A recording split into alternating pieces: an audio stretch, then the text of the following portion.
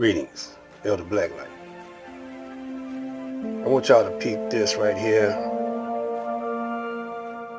I'm gonna come back with a comment. Economy adding 266,000 jobs last month, putting unemployment at a 50-year low at 3.5%. And this is a gain that is largely because auto workers at GM returned to work after a 6-week strike. The healthcare industry added 45,000 jobs, and so did the leisure and hospitality industry. But while the jobs numbers might be up, U.S. farmers say they have been hit hard, in part by this ongoing trade war with China. And this is something that President Trump says could last beyond the 2020 election. I have no deadline, no. In some ways, I like the idea of waiting till after the election for the China deal. But they want to make a deal now, and we'll see whether or not the deal's going to be right. It's got to be right. We're joined now by John Boyd Jr. He is the founder and president of the National Black Farmers Association. John, thanks for joining us. Thank you for having me today. When you hear the president say this... Oh, sorry, go on. Yes. I just listened to what the president said, and basically it sounds like he's given up on American farmers. You know, most Americans, if you had tell your employer today that you're not going to try to do your job duties until after the election, you basically will be fired. We need the president to take action, and to take action right now. Farm foreclosures are up. Farm bankruptcies are up, and the very people that the president says he's trying to put in the check, which is China, are the very people who are buying up U.S. farms. So this is very devastating news, and farmers right now are in distress. And many farmers have supported this president hand over fist, and at this point I really don't know how long farmers continue to go on and support this president and the condition and the state that we're in right now. China is now saying that it's planning to exempt some U.S. soybeans and pork products from tariffs. How do you see that? That sounds like it is good for farmers. What's your reaction? Well, basically, China has also said that they're going to be buying more soybeans from foreign countries such as Russia. And this president has hurt us because by taking away the largest market, China was purchasing up to 90% of the U.S. grown soybeans in the United States. And when he closed that market off, it was a devastating effect. And basically, soybeans dropped at its all-time high from $16.80 a bushel. And I'm selling soybeans right now out of my field in southern part of Virginia for roughly $8 a bushel. So right now, farmers are facing a 50% loss of income because we don't have any new markets to make up for the loss of income based on the China tariffs. I'm curious what you think. You have your pick of so many Democrats, but I wonder if you feel like you have your pick of Democrats who are really speaking to the issues that concern you. You've argued that they're not really giving a concrete answer on what they would do to combat this ongoing trade war, or what they would do.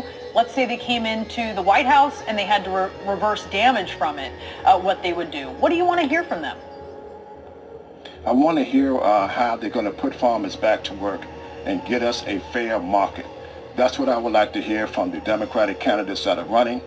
And basically the candidates should stop running against each other and start running against President Trump, the man that they want to defeat. Everybody can't win. Find the best candidate, get behind that candidate as quickly as you can, and bring us a message that we can support. I'm out here right now. I would like to hear from the 20 or so candidates that are running how they're going to make agriculture better for farmers, African-American farmers who've been distressed by the United States Department of Agriculture for decades.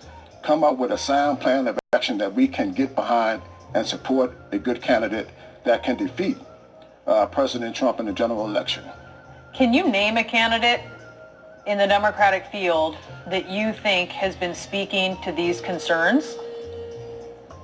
I think that there are many that have touched on the issue of farming, but not the strong message that I would like to hear about how they're going to get the markets back for farmers in general across this country.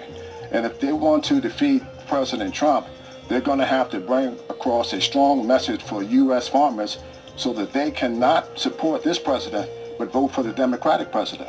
There's candidates who have spoken out in past Senator Sanders have spoken about the issue in the past. Senator Cory Booker. There are many Democratic candidates that are out there, but I would like to see for the candidates to come together, come up with the best candidate that can defeat President Trump and not prolong agony here by standing. Black light back again. I want to ask y'all a question. Are y'all tired of this BS? Are you sick and tired of being stressed out, trying to meet your weekly and monthly bills? You know, that brother there, he thinks the government can solve his problem.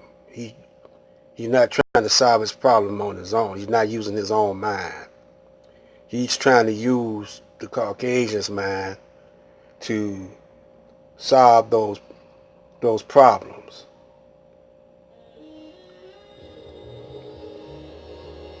I say, you know,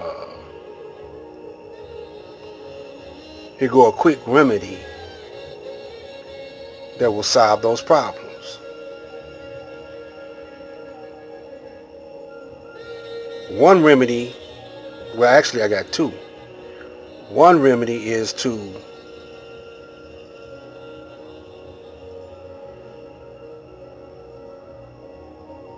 get reparations. Now you say, well, they ain't got no money, they're not gonna give them no reparations. Okay, well, exempt all black people that were our ancestors were in slavery. Exempt them from any obligations of any type,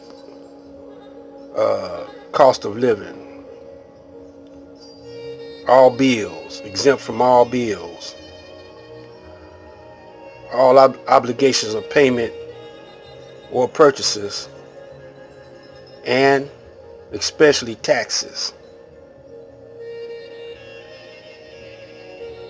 Exempt them from any type of restrictions. In other words, they could negotiate with other countries on their own as far as producing farm goods and needs. They could go to Africa, hook up with some countries over there, ship their stuff over there. Exempt them from all taxes from that.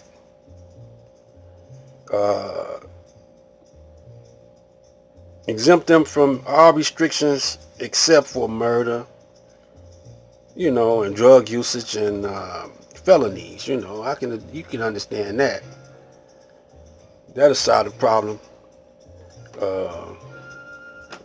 real quick. But as long as that brother, you know, depend on politics to help him out his problem, you know, he could open up supermarkets and get some kind of exemptions and get some kind of exemptions to open up supermarkets just here in the ghettos of the United States, and he'll make more money than he would, because eventually what's going to happen if he keep depending on politicians to help him out their dilemma, China is going to end up buying all their land because the United States owe China money. So they're gonna swap. So we'll take these niggas farms first. You know, y'all gonna be the first ones farms get took over by the Chinese, and they gonna have their people working over here in the farms, you know, building up, paying that debt that the Americans owe. Or either you gonna be made to work for the Chinese for free after they get through uh, taxing you and taking out money for this and that and the other. You gonna be working for the Chinese for free. You know, it ain't gonna be your farm no more. It's gonna be the Chinese and Americans farm and the government's farm. You ain't gonna be getting nothing but food stamps or something like it. So you and your black farmers, you know, if they don't give you a type of reparations that you, not no money, give you the land free, exempt you from all taxes, you know, and all obligations of any bills, you know, give you free tractors, you know, you ain't got to pay for no farm equipment for 25 years. This is black light. Think about it.